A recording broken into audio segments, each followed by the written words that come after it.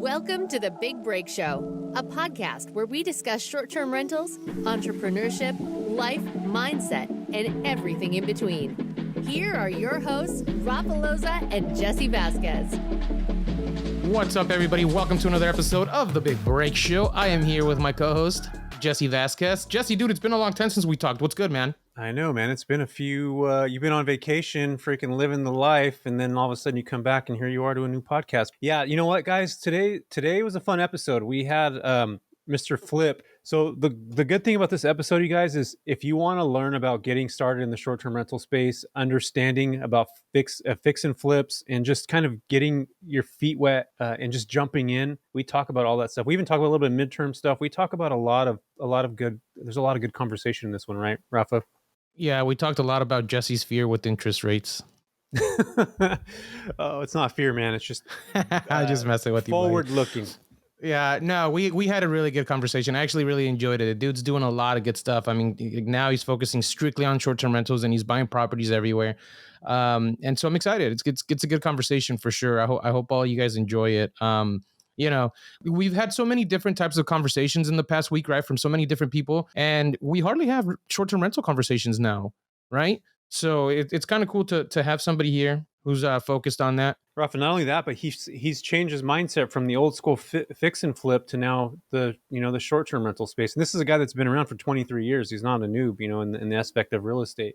So it's cool to see people shift perspective and see the bright side of things, or the shiny object, as people say. Plus, you guys can hear me and Rafa argue and Flip argue at the very end, because I was complaining about interest rates, and you guys are just like, "No, you'll be." I was fine. Like, Jesse, stop! I disagree with you, Jesse. Stop! I'm gonna remove you from the podcast right now. No, I'm just kidding. Yeah, you know what the best part though, Jesse? He likes arbitrage, and those are rare. People hate arbitrage. That is true. I don't know why people hate arbitrage. It's good money. It's easy to do. I love that business. I'm gonna continue doing it forever. So anyway, without further ado, I hope you all loved this episode. It really was fun. It was a good conversation, and let us know in the comments. Flip, what's going on, man? I am super excited to have you on this episode today. You and I actually connected with you probably about a year and a half ago, man, on Instagram, right when I first started my company. And I saw that you were starting to roll in your company. And man, I just looked at you on Instagram not too long ago, and you already have like over 8,000 followers. So you've grown like relatively pretty quick. And I see that you have got a lot of stuff going on. So tell our listeners about what you got going on, man, about who you are, where you came from. We'll start on that first. Go ahead and jump into that. Yeah. Thanks, Jesse and Rafa, for having me today. So, holy cow, I started way back, probably before you got, maybe when you were born, I don't know, but like 23 years ago, I got in the game. So, it's been a while, and I back in the day, there wasn't all the YouTube, all the mentorship. So I did the traditional thing. I got a degree, got a corporate job for about 5 years. And at corporate is when I met a mentor that was doing real estate. So that really changed the whole trajectory of where I was headed. So it's been a blast, and hopping on social, Jesse. Yeah, it's only been a couple years now, but I've met great people all over the country, just like we connect on Instagram, and we keep growing and, just consistently providing value and information to people that follow us. Got you. So what got you in? So where are you from? First off, Flip, like kind of break little town in the Midwest. So I grew up 60 miles out of Chicago, it's Valparaiso, Gary, Indiana. I was born, and then we moved to Valparaiso, and claim to fame is Orville Redenbacher was born there too. And then, of course, everyone knows Gary, Indiana is Michael Jackson, the Jackson fame. And then, my dad, I have an older sister. She went to ASU because we had a great uncle in Arizona. And I was 17 when I took my sister, and my dad's like, "Oh, you can either stay here and go to college or go to Arizona." So at 18, I followed her the next year and never looked back. I ended up, meeting a lot of great connections in Arizona and just loving everything about the West Coast. Got you. So Arizona. So you moved to Arizona. When you're 18. So what did you go to school for, and what was that? Oh man, I had no clue. So getting thrown into like the again, growing up small town, getting thrown into the big Arizona state was kind of a shocker for me because it was so giant, and I had never been around so many people. So it really stretched my comfort zone.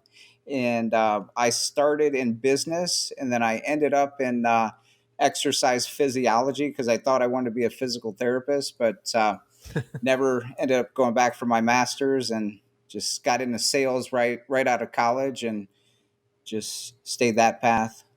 Got you. So sales in college. What got you into real estate then? What opened the doors for that? 23 years ago. Um, so I sold copiers right out of college. So that job, as you guys can imagine, like you get a lot of doors slammed in your face, and we just saw another copier salesman like 5 minutes ago. So I did that for about a year and a half. Did real well because I was always knocking on doors, and it wasn't a big deal. I just wanted to collect business cards and eventually get sales. But after that, I'm like, I want to look for something. There's a little more structure and a little more sales training. So I went to ASU Career Service Center, and I landed a job after like 6 interviews with it's called Automatic Data Processing, ADP. It was the number one payroll company in the United States. So a Fortune 100 company. They hired me after like 6 interviews. I sat the bench for 3 months because they want you to shadow other salespeople. And then I finally got a territory. And then a lot of people from there bounced to like pharmaceutical, medical sales. But I met Charles. Him and I used to hike up the mountain, and he was doing rentals. He was a bit older. And so he kind of showed me real estate. And it was great because I had a good W-2 at the time. And I was able to buy a couple properties, while in corporate America. And he didn't do flips, but I tried to flip, and, failed miserably. Made about less than $1,000, but I made a little money, but got into that game. And eventually I cashed out my 401k, and my parents were not happy about that because I had substantial savings after being with ADP for 5 years because they do stock option matches and all that good stuff. But cashed it out and just decided to try flipping. And, people are like, is that legal? Can you actually flip a house and make money? Because back in the day, you didn't have all the HGTV and all that. So there was just a handful of people in the area. And so I had to, create a game plan. And I saw Carlton Sheets was a big guy back in the day. He had his courses that he would sell infomercials. And so I bought his program and bought another guy's program, Wade Cook. Went to a couple seminars they had, and yeah, just went full force and had to create the team around me, a title company, a private money lender, real estate agents. There was some wholesale people I met through the title company. And then from there, just the right people came in to the circle. And when you started, because you've said a lot of interesting things right now, right? You talked about number one, the cashing out your 401k thing. Like a lot of people don't know that they can use their 401k for some sort of investment if they need to, right? There's a bunch of different ways to do so. But now you're talking about building a team. When you first started with all this, was that like a goal of yours to like create a full team and get 100% into this, or was it just still trying to figure it out as you went in real estate? No, I only had one plan, and that was to just do real estate, and I didn't have a backup, so I had to make it work. So the first, I went to a bunch of title companies, and I just said I was an investor. I did buy a rental house, so I was technically an investor, but in my mind, like I was an investor, so I had to believe that first, so I could go out and tell people what I do. And so I met a ton of title companies, knocked on their door, and hey, I'm looking for private money. Do you have anyone? Finally, I met this title agent, Valerie, in Scottsdale, and I was living in Scottsdale at the time, and she referred me to Monica, who was an older lady from Austria, but she was well connected because she was a realtor in Paradise Valley, Scottsdale. and her and I had coffee, and she liked me. So it was just a break that, it was a good break. And so my first fix and flip, she lent me 67,000. It was off Thomas and like 65th Avenue in the West Valley of Phoenix. And she lent 100%, like at 18% interest though. So, but 100%, I didn't have 67,000 to buy the house. So she did that. I just had to come up with the repair money, and that's the money I saved, cash out of the 401k and the money I was living on. And so, the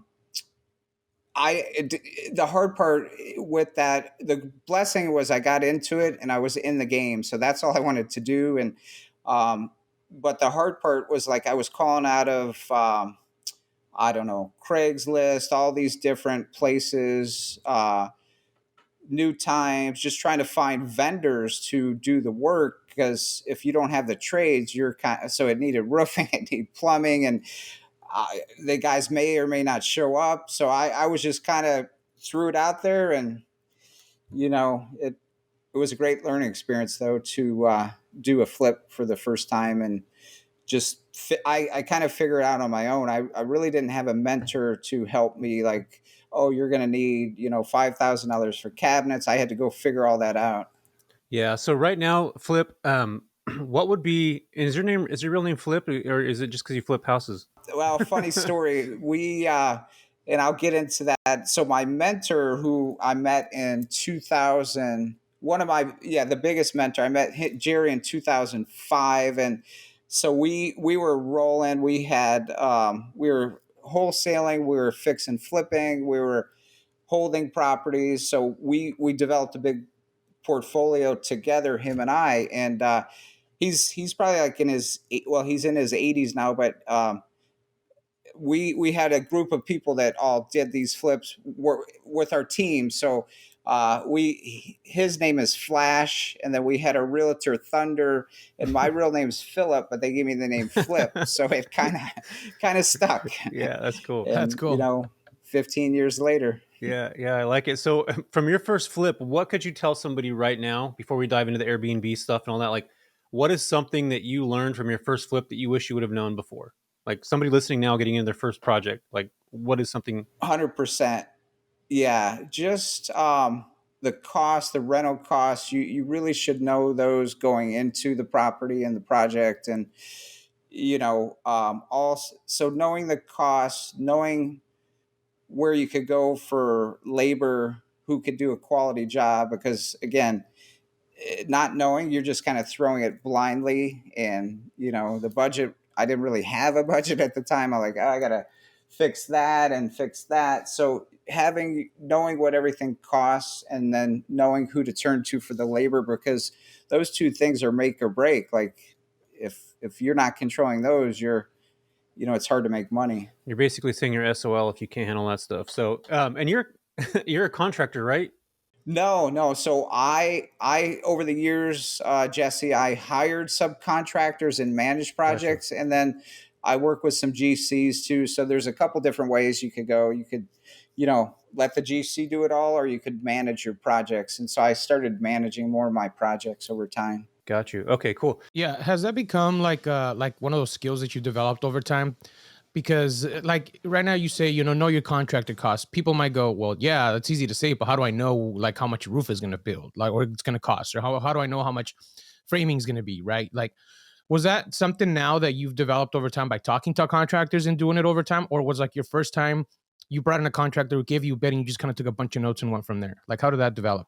So what I learned, Rafa, is even today I do this. So I will go and get 3 bids for my painting. So it's interesting too, because Alex may be cheaper on project A, but project B, he's more expensive than Jorge. So it's like I always am sharpening the sword and making sure that I'm getting fair prices. And being a new guy or new gal, what I would do is just, call in five people that are doing drywall, get an idea of what they're charging you, and see who you want to work with, because there's so many little things that go into renovation.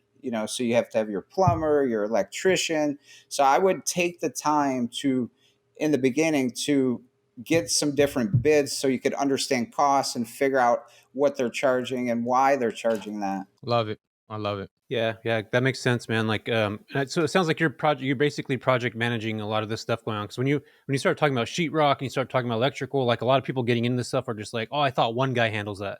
I thought you just get a GC in there and that GC does everything.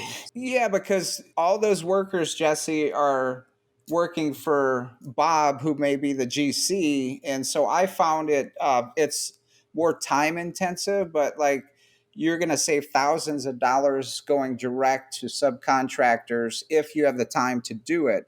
It's all based on lifestyle, what controlling costs.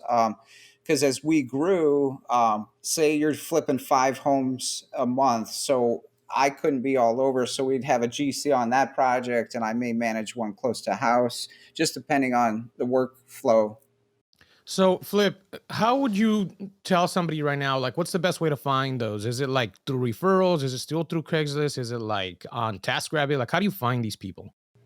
So for example, all the workers that I work with in Arizona, Jose, he's one of my drywall guys, and I have a Rolodex in the phone. Here's another good thing I would recommend your listeners do that are just starting to develop a Rolodex. So in my Apple phone, what I do is for every trade, I put in classification. So drywall, Jose, drywall, Bob. So when I'm looking in the phone, I'm not looking for Jose because there's a lot, like, so I put in classifications, painter, Alex, painter, Jorge. So I have a Rolodex over the years that I built up, and, it's a good way to classify, because you'll see as you get into it more and more, you're going to meet more and more people. You're going to test them out, see the quality of their work. But for example, Jose, the drywall guy, he referred me to Byron, who's a painter. So you ask the sub trades who they know, and then you test those people. Yeah, so it's like a process of elimination. You're basically getting names. It is. It is. And over the years, guys, I have given out referrals, but I tell, because I've coached over. We'll go more into that, but I started coaching back in when the recession happened in 2008, because I lost everything, and so I was fortunate to meet two ladies from Canada who were teaching Canadians how to invest in the United States. So I was kind of their boots on the ground. And so in the beginning of coaching, I would just give them my people, but I'd like new students to also find their people, because it's better that they understand the process. And if I'm just handing them that guy, they may charge them different than they charge me. So it's good for them to go through the exercise of, I'll refer, so if they say drywall, I'll refer Jose, but go find 3 other drywallers too and see who you like and who you're comfortable with. That's really the key, because I don't want them to come back and say, oh, Jose did this. It's like, here it is. You feel them out. You feel what you think, but I'm not going to, I can't guarantee his work. Got you. Yeah, I'm going to shift this conversation real quick. So you just talked about recession and losing 2008. So I'm assuming that you probably lost your properties in 2008, like a lot of other people. I mean, I lost everything. I got divorced. I lost all my money. I was able to save 2 properties through the bankruptcy, but yeah, it was rough time back then. And the reason why I bring that up is, Rafa, you and I just had this conversation the other day. There's a lot of people talking about this recession that we're going into, and these guys are in their like early 20s that haven't been through anything that's been any shift in the market at all, but they're talking about it like they have been. So I like talking to people like yourself that's been in the business for so long. A lot of people are getting nervous right now about the interest rates going up and all these things. So, do you see any similarities from 2008? And one of the things too, Flip, that I like is that you obviously went through this whole situation, lost stuff, and then built yourself back up. Because a lot of people will go through that and they'll stay stuck in that 2008 mindset where like everything's gone. I'm not going to be able to do this anymore. I'm over. This is done. My divorce, sucked the life out of me. Now I got to go and do this all over again. They stay bitter and stuck in those specific situations, but you obviously came through that. So, what are you seeing right now similar in the market? Are you seeing anything similar? Are you still buying right now? Are you telling people don't buy stuff? I mean, what's your thought process behind all that? I mean, first of all, I would say, Jesse, in 2008, I'm very thankful I had a partner, mentor in Jerry, because he had been through two recessions in his career as a real estate investor. He had retired at 50.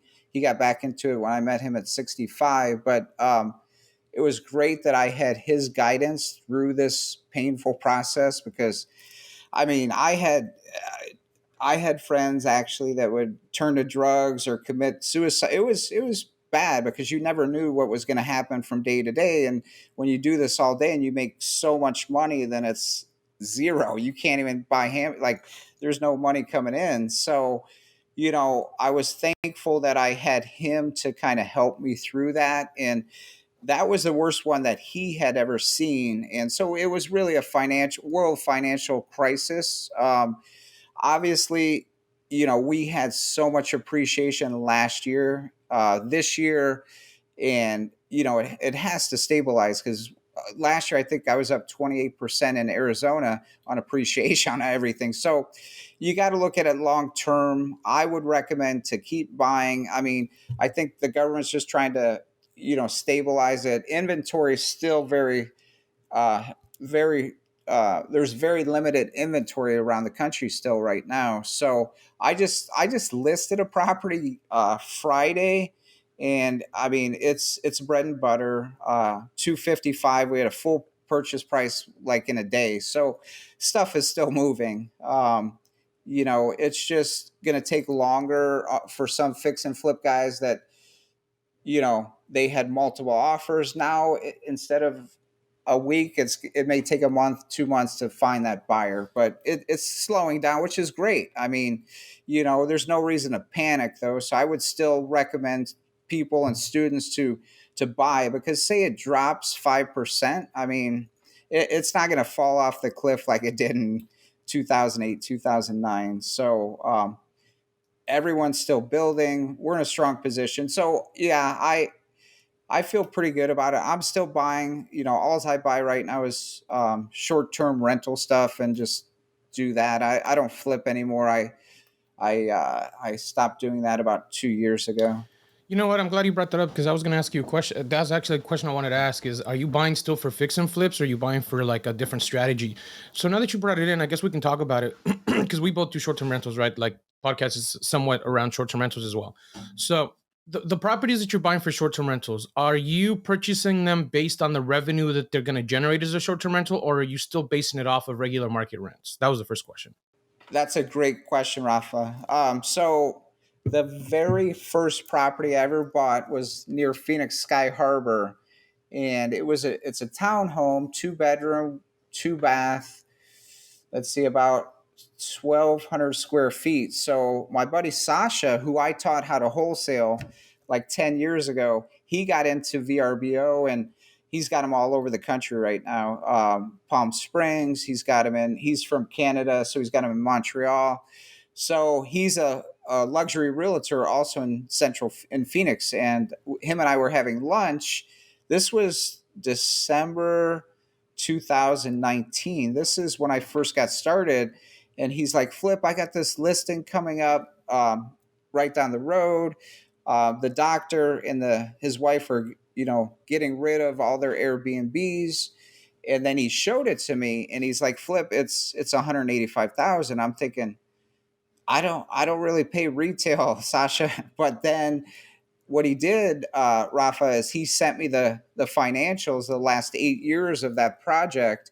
I'm like, I'll take it. It's a no brainer. Like, this thing is a moneymaker. So we put it in escrow. We closed on that one January 20th, 2020, and then February like 14th, we had our first guest already. So it, I I knew from there it's something that was real. And then I was going to buy three more from that same seller, but then we had March of 2020, the pandemic, so I got a little worried, and so I decided not to do that. But in the interim that year, I converted some of my long-term rentals to short-term rentals, and then I picked up a couple other that new ones later in the year, and just went full force into short-term rentals. I love that. So your main focus now is short-term rentals. Are you picking specific? Well, the second question, I guess, is: are you picking specific markets, or are you just anywhere that the numbers look good? So my goal and my plan is to 2.5 years. We built up Arizona. We went through A to Z problems. What happens when guests trash it? It was close to home. So we're going to start going to other states towards the end of summer and looking at some other states to invest into, because we wanted to make sure the model and the roots were strong, and we understood how to work the business. So right now, everything Arizona, but we're looking at other states to go to. Got you. What states you looking at, Flip? Utah, Idaho, Montana. So we're going to go visit those places. And through Instagram, I met contacts that live in those states. So just having some boots on the ground. We'll be traveling this summer to, get away from Arizona heat. Yeah, and right now, Flip is over in Coronado, which is over by San Diego, just hanging out for looks like I think it sounded like the next month. So that's cool. That's what happens when you have the Airbnb cash flow coming in. So that actually, Flip, that leads me. How many do you have? How many properties you got? We have You got 10 now. that you own that are yours. Yeah. Yes. So we haven't ventured into arbitrage, but we're gonna start picking that up when we get back home. So off 10 properties in Arizona, what does that cash flow you a month? Well, as you know, Jesse, there's I look at it per the long term, because right now it's freaking hot in Arizona. We still have people coming, but it slows down for us. So I haven't done like what we're making per month, but I know it's like 3 times typically over the year, that 3 to 4 times than we would make on a long-term rental.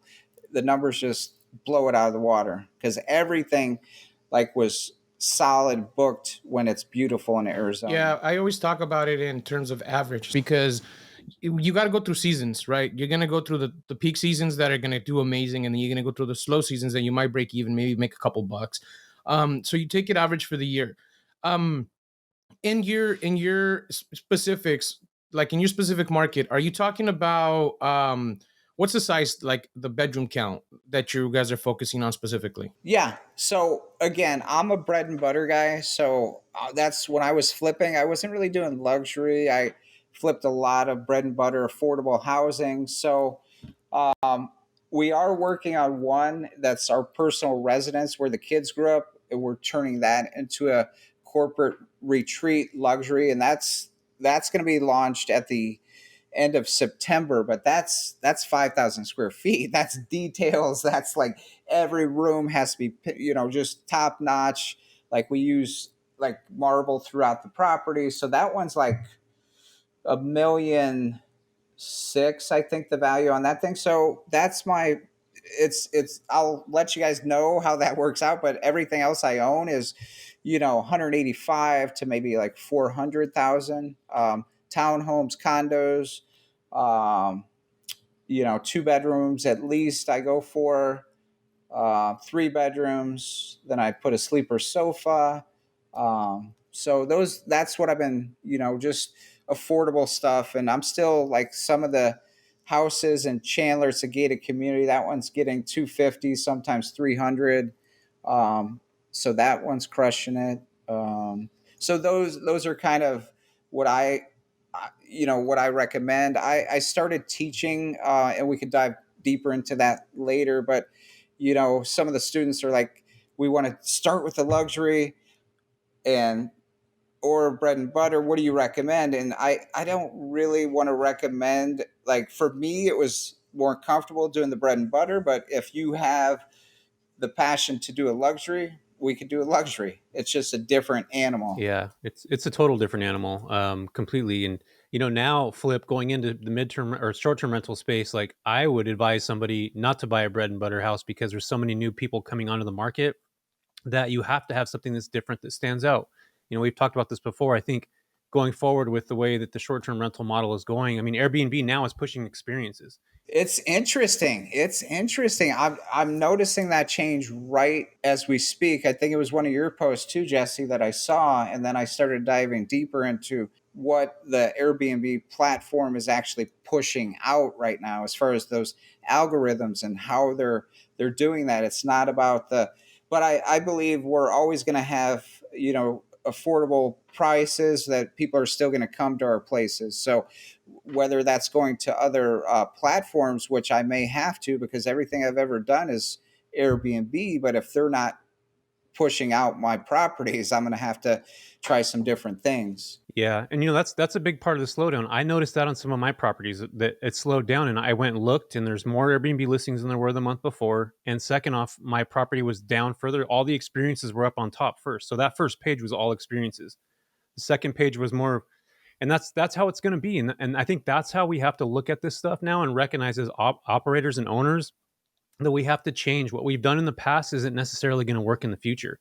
Love it. You always have to change. You're in the business, but you have to be thinking ahead too. Like, how do I have to adapt, change to what's happening? Exactly. And I think that that's where, a lot of people are talking about, the summer being slow and this is not what I'm used to and this is happening. And yeah, this Airbnb changed their algorithm. They're not doing stuff for the owners of the properties. They're doing stuff for the guests. And it's kind of always been like that. Rafa, I've had this discussion plenty of times, and it puts a lot of people that have a bunch of properties or maybe even one or two in a different situation, because now you're competing. You're not on the first page. You're not on the second page. You're not where you used to be. So you have to change what you're doing. You have to adapt with what's happening, and you have to be able to, if you're going to continue to purchase property or arbitrage property, you got to look for things that are a little bit different, that are going to add a little bit of experience to it. So I think that now, that's the caution that I would bring to anybody coming into this space, is like really think about what you're going to do. And then you guys just talked about the average of prices.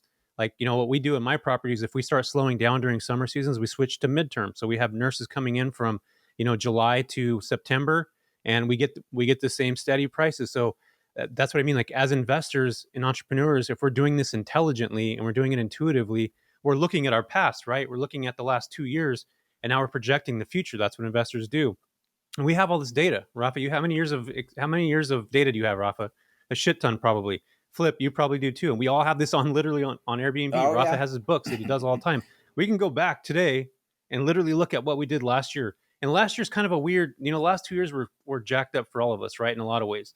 But we still have Right. this forward future that goes forward. I mean, just to break some, and I know I always talk about midterms, and you guys, Rafa, I know you're sick of hearing it already, but Airbnb, their data, they just had a webinar for people to list their properties for 30 days at a time. I don't know if you guys knew that or not. So they literally just had a huge webinar to get people to switch from short-term rentals to midterm rentals. Like, literally, that's what they had. And they're doing that because the growth of the company, as you know, it's an IPO. We can all see their income that they've made. That money is coming from 28% of that income over the last year. This year is coming from midterm rentals. So they see it's the fastest growing market, and they're trying to shift that whole, everybody that has short term that's losing money now to a long term. You know what I mean? So Can you explain midterm, Jesse, to people watching, like what that is exactly? Because I love it.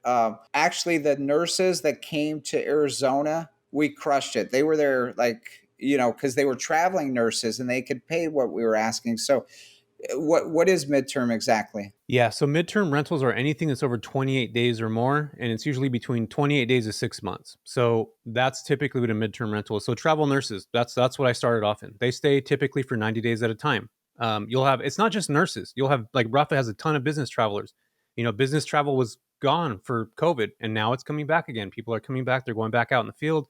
So it's not necessarily just for the nurses. Insurance companies. I had an insurance company that worked with me, and Flip, I'm getting them to pay me $8,000 a month now for a property that I pay, a couple grand on. In fact, I just got a check. I just got a check from them today. Look at that, $8,100. Look, $8,100 that's to beautiful. Jesse there. Yes. For a property they paid $2,000 for it, and they're renting this house for 6 months. Flip, like, imagine being able to do that all the time. And I just got Beautiful. another one of these, another booking. How are you finding those, Jesse? Are you targeting these insurance companies or yourself, or is it through the Airbnb platform? Or If we have to rely on Airbnb, we're not going to be in business. So I want you to start thinking about that first. Right. And anybody listening to that right now, like if we rely on Airbnb solely, we're not going to be around. Facts. So you have to go on outside sources. So insurance companies, I'm targeting them. Flip, you have sales. If you have sales experience, you can literally pick up the phone and call somebody and say, hey, insurance person, whatever it is, hey, here's 3 things that I can do to help your next, people coming in. Rafa's got 50 something units. Hey, I can be your provider for anybody that's displaced from a fire, flood, whatever, whatnot from your property. Here's my book. Here's my book of business. Here's my portfolio. I mean, literally, that's all you got to do to start building business. And it's not easy. I'll tell you that right now. Rafa's called a couple of these places. It's not like you just pick up the phone all of a sudden and be like, oh yeah, cool, I'm going to send you people. You got to stay consistent. You got to put them in a Rolodex. You got to have a tickler file. You got to call them. You got to stay consistent. If it was easy, everybody would be doing it. We would all be freaking midterm renting to travel nursing agencies, getting contracts and getting these companies, but it's not how it works. Like we have to put in the work. But I love that we're going into this conversation right now because I see your brain right now and you're like, I feel like this is new to you. Like you're kind of just like, wow, this is real. I mean, so it is new in a sense because what had happened is through Airbnb, we were getting some insurance claims and they're like, can we pay? Like those are nice. So now I could actually get on the horn and call these places and say, hey, we got some deep properties and love to show you what we have. That's where the door opens. Because Yeah, Flip. So Jesse's getting me all kinds of excited. I love it when he drops like really good info. I'm like, yeah, Jesse, go do it, dude. All right. So the thing with the insurance companies, like the ones that you're getting on Airbnb, it's just a rep from the same insurance company going to Airbnb because they can't find a property in their database. You need to be the guy who's in their database that they don't need to get to Airbnb first. They go to you first. If you ever get a lead through Airbnb, odds are it's going to be through ALE Solutions because they're the biggest ones, which is the one that Jesse's got right now. And you need to ask them once they confirm a booking, get the actual info of the rep on the line and get yourself on their database. Now you can still go to their website and put yourself in their website on their database through their website. So go to ALE Solutions website and you can put your information on your property information on their database and it goes into their pool. However, they never really check that stuff. Like in my experience, because I have all my properties in them anyway, I always end up getting a call directly from the rep, an email from the rep, or worst case scenario, a random rep that they have searching Airbnb will contact me. But they look for specific type of properties in specific markets. For example, in my market here, they never rent any of my 1 bedrooms. They only want 2 bedrooms and more, right? I've gotten phone calls from the reps that'll be like, hey, we need a 2-bedroom apartment or a 2-bedroom house. And I've had to go and arbitrage something based on that booking. Like literally they were like, hey, we're going to pay you $9,000 a month. Mm-hmm. And I'm like, do you have something available? No, but I will by the time you guys ready to move in. Right. And I'll go out and I'll acquire a 2-bedroom property or a 3-bedroom house.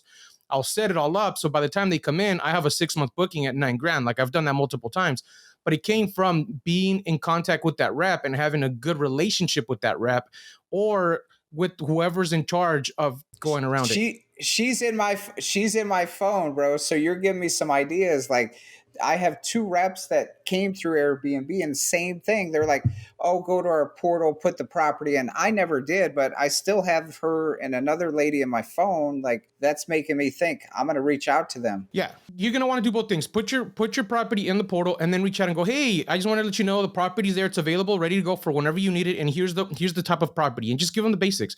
It's a single family in this area, 3-bed, 2-bath, sleeps up to 18. That's it. And then they keep you on it's literally on the back of their head so that the next time an issue arises with somebody from their database or like their platform of somebody who needs a place, like an insurance agency, because all it is they're a sourcing company for insurance agencies. Let me ask you guys this, because I know the couple that I did, they always wanted to pay me outside of the platform. What is the reason they want to do that? For insurance agencies? Saving money. Yeah, instead of going through number Airbnb. 1, they save on the fees. Number 2, it's for their payment processing. I don't do it unless it's through a reputable company. Like Jesse took a check from ALE. I don't even take checks from ALE. Like I make them do either a wire transfer or pay me through PayPal or do a direct deposit, or I send them an invoice through Stripe with the link that they can pay through. I don't take any checks. Doesn't matter who it is. They do it for specific reasons. Number 1, because they get paid directly from the insurance company and then they got to go and give you that money. Right? They don't want to have the whole like process of them paying you directly. So that's why they don't want to do it that way. Number 2, they save a ton of money on fees, right? They're talking 14% that they're saving if they do a direct payout with you. Yeah, it's a lot of money. That makes sense. If I were you though, I would 100% offer it. Just don't make sure you don't obviously do it through the Airbnb platform in writing. Yeah, I'll take you outside of Airbnb. You're going to get in trouble. Yeah, because what we did a separate contract. they wanted a contract, something in writing. Yeah, I give a short-term rental agreement. I have one that we had an attorney type up, and they sign it, they send it, and I just let them know, hey, it's due. So most insurance companies will pay you up front. Some of them will pay you on a monthly basis. For me, it's usually about I think it was like a 62-day period. They pay me for 62 days, and then if they need to extend, they pay me for the remainder time that they're extending for. But here's the downside that you need to know too, Flip, is if you have a property that they need, and you have a reservation, you're going to have to either move that reservation or cancel that reservation because they need the place open for a certain amount of time. So there's no like, hey, I don't hold calendars for anybody unless it's like secured. Like, hey, if it's coming in 100%, then I can move people to other properties. Otherwise, they won't even bother with you. Oh, well, they can't come until the 3rd. Well, we need it on the 1st. Well, can you just wait till they're not going to bother with you, right? You need to be like, yeah, it's here, it's ready, and you need to move whoever you have in that place. So just be careful with that as well. Real quick before we end this and kind of move into another conversation, Rafa, you're talking about checks. That's the agreement that they wanted to have. And the reason why I'm okay with the check is because first off, they're a huge giant company, and the guests, ALE Solutions is actually, they're the leasee on the contract. It's not the guests, it's the agency. So, and they're a multi-million billion, like they're a huge company. Rafa said it from the beginning. I'm okay getting checks from them because I know that they're going to be able to pay their bills. I know that I can cash a check and it'll be fine. But yeah, they wouldn't wire me. They wouldn't wire it at all, man. They're like, we don't do that. We're not going through Stripe. And I was like, that's part of my agreement. And I was like, I'll take this. I will take you guys. You guys can give me checks if you pay for the first 3 months up front. So they sent me a check for $30,000, cashed it. And I think I made a video on that where I was like, look, I just got a check for 30 grand. And then now they're paying me $8,000 a month.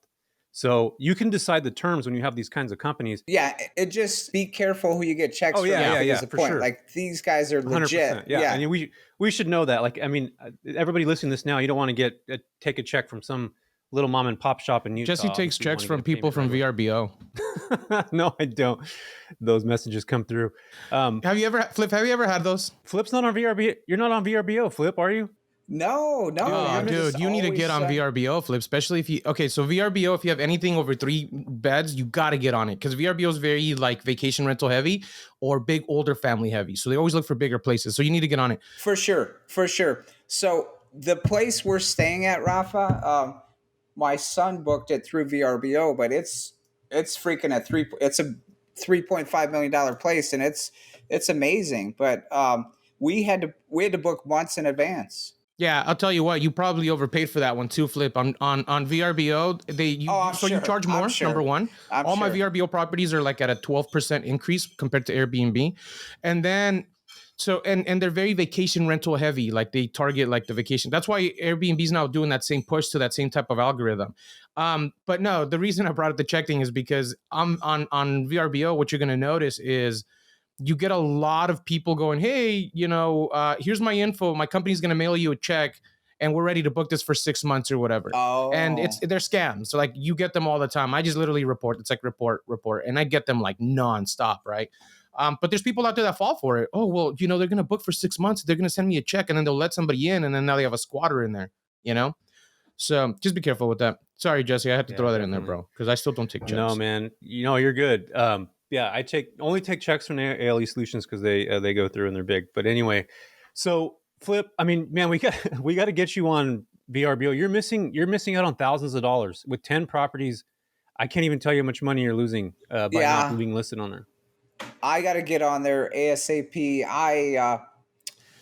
Sure. Can we transition the conversation a little bit because we're running short on time, and I have a question for you, Flip. I want to talk a little bit about your operations and your setup and your team, because you said that you when you started that you have your team set up, and I'm curious as to how you have like your operations set up. Like, how do you have it? Do you have like an ops person? Do you have like a communications person, or do you do everything yourself? Like, can we talk about that for a bit?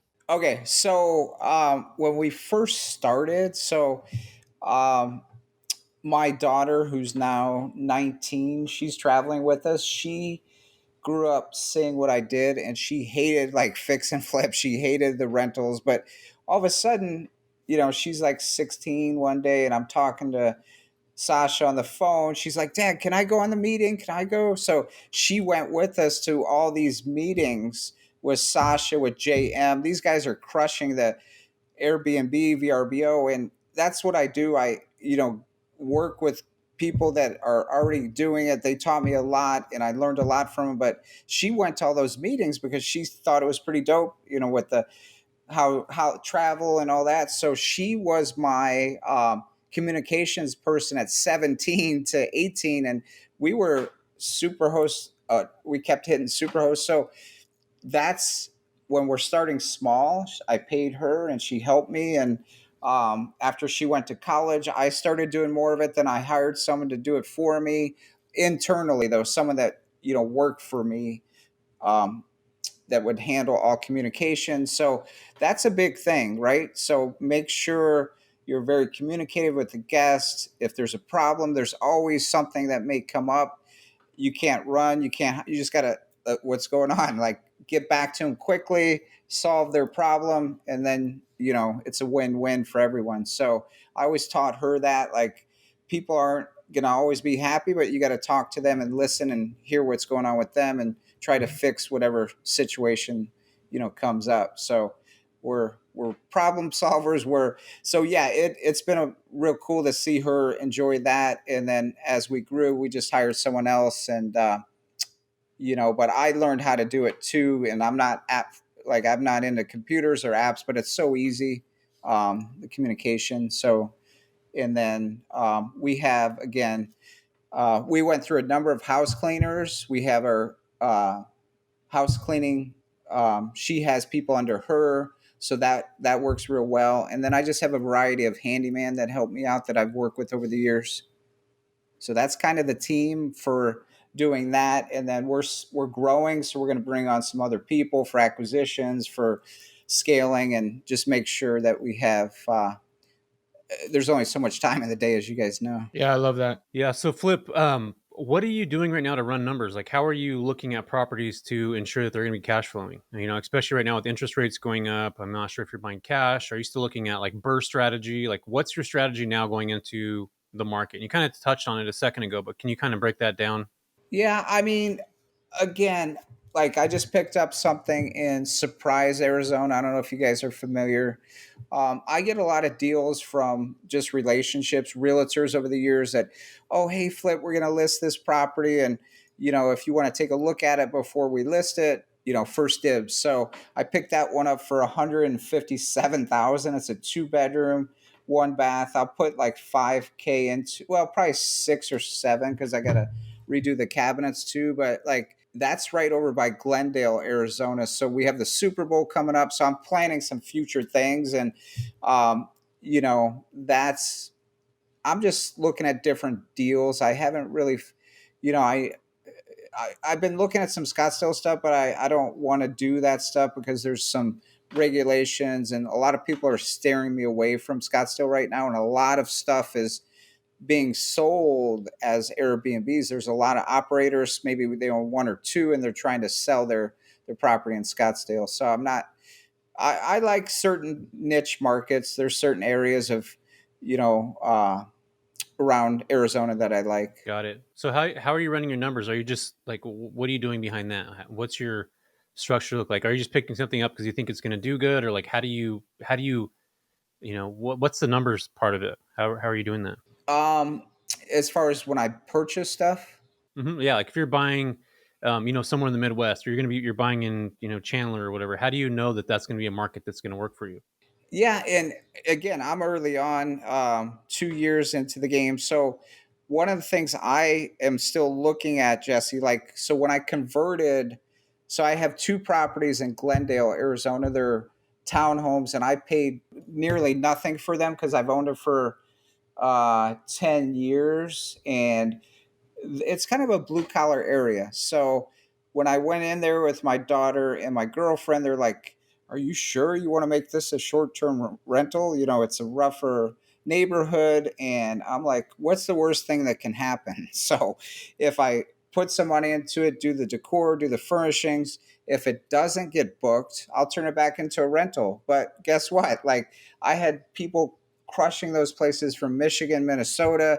They were staying 3 months at a time. I was charging $200 a day. So for me, yeah, there's just so many great pockets in Arizona, and I I know the pockets. Like I got some by Sky Harbor Airport, so you get the business travelers.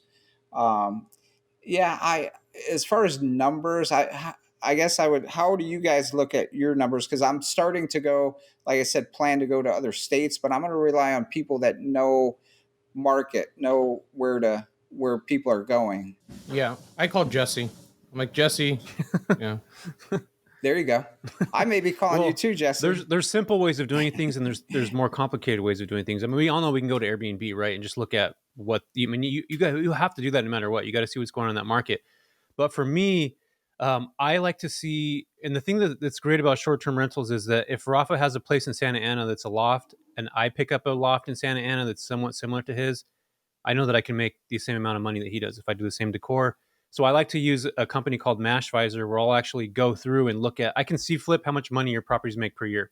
Literally every single property you have. If I go in and look, um, and it'll actually show me how much people make. So I can look at this property, what it's the same as, if we have something the same and similar, I'll look at, 5, 6 comps to make sure it's cash flowing. I'll look at the seasonality that we talked about earlier. I'll look at the occupancy. We'll look at the prices. We'll look at cash on cash returns. So we'll kind of break things down into an actual science when it comes down to things. And Rafa, you and I have to go over your numbers here on your place when we're done here. But I think especially with markets changing, we have to make sure that we know what the numbers look like. And there's tools like AirDNA, right? Where people can go on there Yep. and look, and Yep. it kind of gives you a granular number, and it's not always accurate.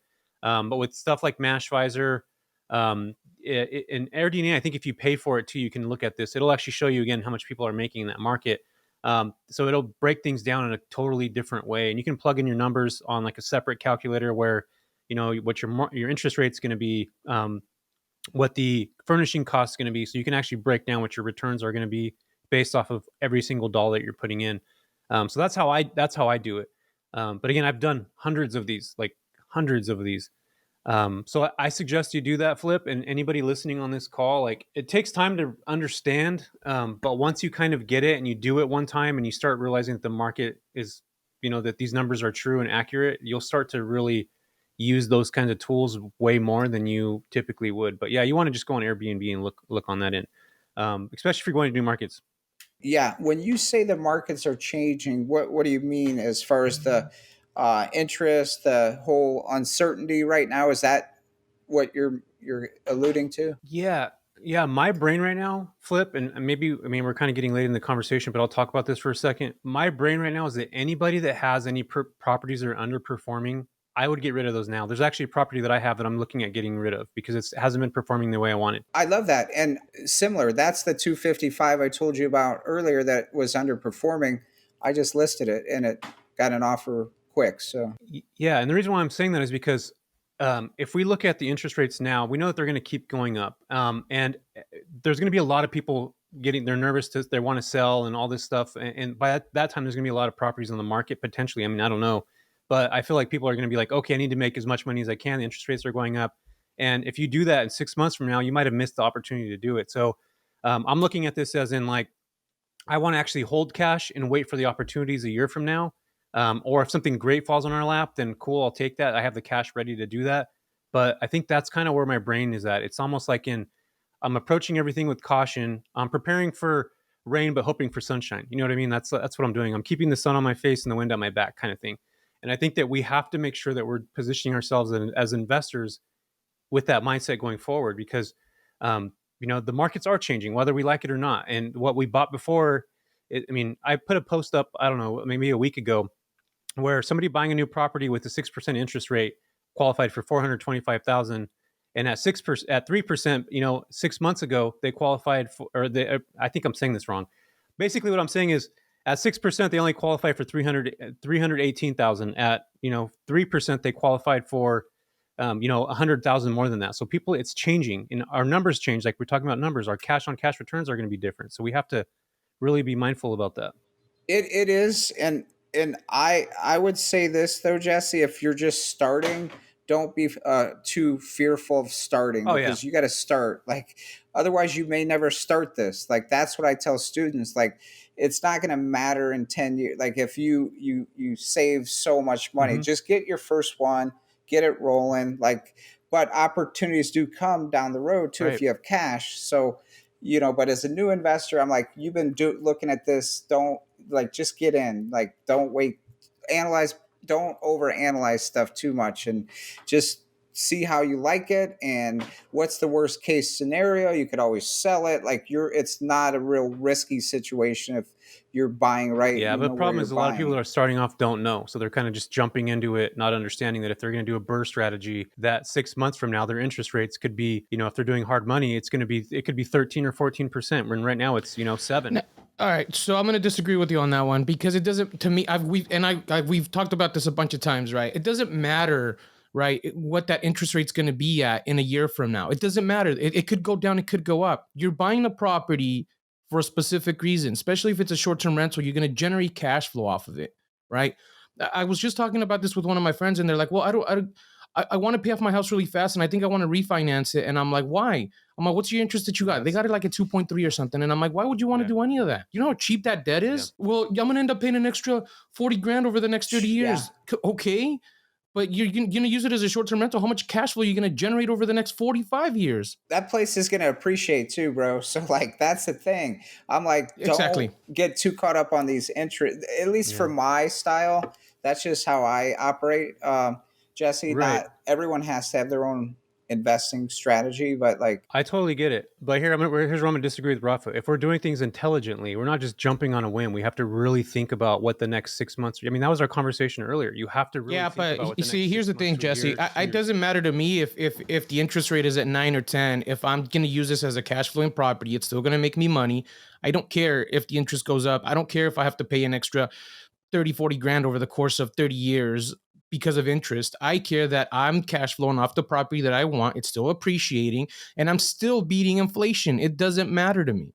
100%. And real quick, guys, because I know we could talk about this forever, but so what I do is, so say I'm cash short, I'll use hard money for a few months and pay 12%.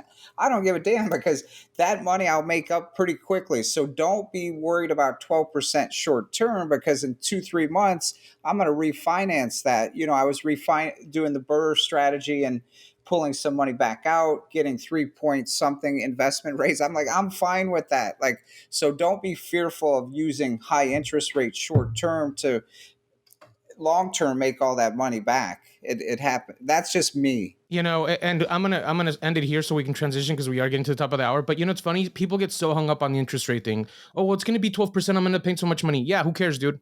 You're gonna make way more money on top of that interest rate once you get into actual long-term debt and you start cash flowing. 100%. And then you stabilize that debt, and then you're flowing with velocity of money the whole time. So don't worry about the upfront high interest rate.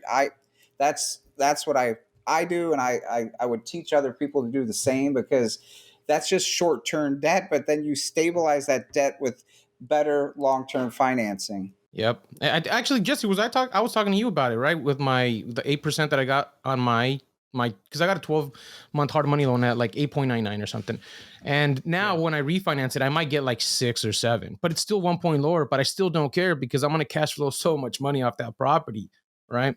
Yeah. Anyway, guys, we can talk about this an entire episode about interest rates and which one's better and what to do and what not to do. But Flip, I want to get to our segment here.